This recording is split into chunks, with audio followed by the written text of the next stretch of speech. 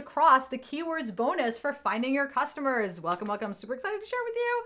Okay, let's talk about keywords because they are universal and they are legit. They're something that everybody needs to sort of get a handle on. And I know that they're super, super tough. So let's talk first about what keywords are. What a keyword is it basically is a word that will tell somebody what is in a picture if they can't see it, right? So if I show you a picture of Jason Momoa and I just say a guy, you don't know who that is. It's just a guy. But if I say Jason Momoa, you're able to then pull up a picture of Jason Momoa in your head, okay? So what I want you to think about with keywords is what words would allow someone to pull that image up in their head of that thing, right? What is it? So if you say a beach, right, then it could be any beach, but maybe you're talking about a Caribbean beach, right? A Caribbean beach. So that's a keyword, Caribbean beach, because now I'm able to create a visual of a Caribbean beach, right? So think about things that would allow people to create a visual in their minds if they can't see the image, okay? Now, the reason why that's so important is because Facebook, when it's trying to figure out who to show content to, it looks at those keywords to identify who in your following is interested in that, right? So the way that the Facebook algorithm works is that everybody has a shadow profile, every single one of us. And in that shadow profile, Facebook keeps a log of all of the kinds of content that we engage in. So every single one of us has a very, very long list of things that we engage in. And for me, Jason Momoa would be checked off. Mindfulness would be checked off. Meditation, MTV, the 80s, Black Lives Matter, Star Trek, Golden Girls. I may have already said Golden Girls. All of those things show up on my checkbox of things that Manessa is interested in. So when somebody's business page that I follow writes a post where they use any of those keywords, it shows up in my feed because Facebook knows that I'm interested in that. If they don't use those words, and let's say they're talking about Jason Momoa, but all they have is a picture of him and it just says, this guy's awesome, then Facebook doesn't know that it's Jason Momoa, and guy is too generic. And so it's not going to show me that post, even though, of course, I'm the ideal client for that post. I am the person who's going to engage with a post on Jason Momoa, but it will never end up in my feed because the person who wrote it didn't put the word Jason Momoa in the post. So it's important to use those descriptive words so that you're telling the algorithm what it is that you're talking about. Otherwise, the algorithm is flying blind, okay? It's the word that our minds grab as key pieces of information. Now, keywords are also really, really good for building trust because your keywords are usually going to be things that you like to talk about and that your audience likes to talk about. And people who like to talk about the same thing that you like to talk about are usually going to be the people who are going to be in your audience, because nobody's going to want to come and hang out with you if you talk about things that they hate, right? The people who are going to come hang out with you are going to be people who like. Remember how we talked about in the earlier video that you have to assume that your audience is people who like you, and people who like you are going to have some things in common with you. Now, the reason why this is so important is because when your audience sees that you have something in common, they immediately see you as more trustworthy. So all the things that you and I have in common, you think I'm more trustworthy simply because we have those things in common. Now, I could legit be a serial killer, but you'd still trust me because we have those things in common. It's a human thing, okay? It's a human thing. The more things we have in common with people, the more we trust them. So what you're trying to do by writing posts that we often call engagement posts, but like we're going to call for this, for the squad, we're going to call them Did We Just Become Best Friends posts.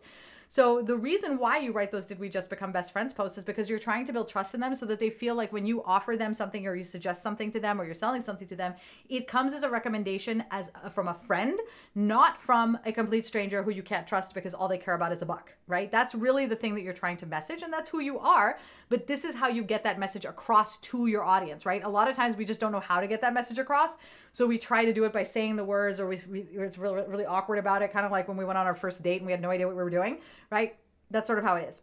So your goal on social media is to help people see that you can be trusted, that you're not full of shit, that your product is worth it. And that when you tell them, hey, listen, try this, that it's okay for them to try it because you're not going to steer them wrong. They can count on you, right? But you can't actually walk up to them and be like, hey, listen, I'm very trustworthy. Okay. I'm not going to lie to you. Whatever it is that I'm saying is totally true. The second somebody does that, you're like, dude, you're totally lying. Like you're absolutely lying. Right. So what we want to do is really build it subconsciously using keywords, right?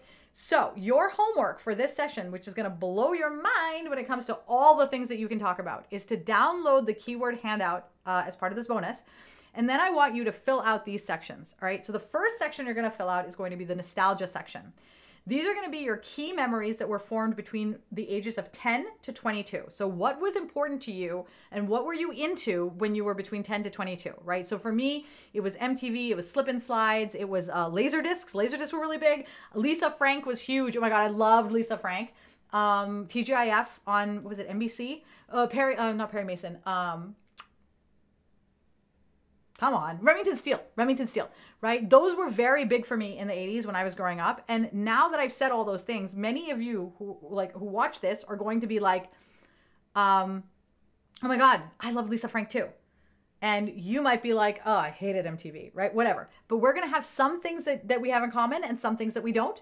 That's okay, because we're gonna have a lot of different keywords. Not everybody, remember earlier on when we talked about your customer's day, right? We were talking about how you don't have to check off all the boxes on your customer. You just need to check off a few, right? So this is going to be some of those check boxes that you can check off.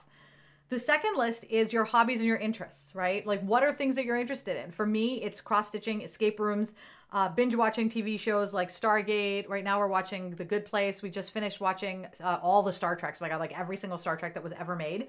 And then we started watching Fast and the Furious, right? So binge watching things and decorating my house. I've been giving it like a post-COVID, I gave it like a post-COVID uplift, facelift, right? And so I've been doing that ongoing for the last year or so. So it's, I guess last year or so. So it's really, for me, decorating my house is a big one. There is family, right? What best friends, my best friend is my sister. I have dogs. I have a husband. My dad lives in Pakistan, right? What family things can you talk about? Then it's who gets me, right? Like keywords for who gets me. This one's really important because there's a very specific set of people who get me. People who have a sense of humor, who are snarky. Empaths, people who are highly sensitive, right? That's really, really big for me. People who used to smoke. Oh my God, if you used to smoke, we're totally connected, right? Because I used to smoke and I loved smoking, but now I don't smoke. And I went through a whole process. And fun fact, I didn't even know that my audience was made up of people who used to smoke until I had a conversation at a session I was doing. And everyone in the room, with just very few exceptions, either still smoked, used to smoke, or maybe live with someone who smoked, but almost all of them used to smoke and all of them quit at some point, or they still smoke and like vape or whatever, right? But I had no idea.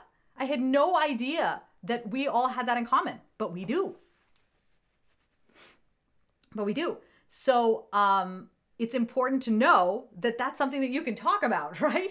Chronically ill people, moms, right? So there's a lot of different, these are all buckets in the worksheet. And I want you to fill those out with what your keywords are for those things. They may be similar to mine, they may be different, but I want you to make sure that you're filling those things out because those are all things that you can talk about. Side, there's also keywords for your product, right? So if you're a coach, for me, my audience's keywords are going to be trouble getting reach on Facebook, your target audience, how you approach your calendar. Those are all things that are going to be calendaring, right? Those are things that are going to show up in mine. For your audience, if you are a boutique owner, it might be how to dress, fabric types, accessorizing, body types, plus size, curvy, things like that, right? Or petite. Jewelry, caring for your jewelry, stone and setting information, pairing options. All of those are things that would be keywords related to your audience if they are in love with those particular things. So if somebody is really into jewelry, that would be their keywords. They're really into boutiques and clothing, that will be their keywords. Depending on what it is that who your audience is, they're going to be into different things. The key is for you to download the handout and fill out nostalgia, hobbies and interests, family, who gets me, and then whatever your industry, your area of expertise is. Those are the 5 areas that you want to fill out. And I want you to share a picture of your completed sheet in the squad, because this is going to be the root and the seed that you're going to use to write all the posts that we just talked about in those earlier videos that were before the bonus. So keywords are key. Keywords are key. Make sure you fill those out and share those in the squad. I can't wait to see what you come up with.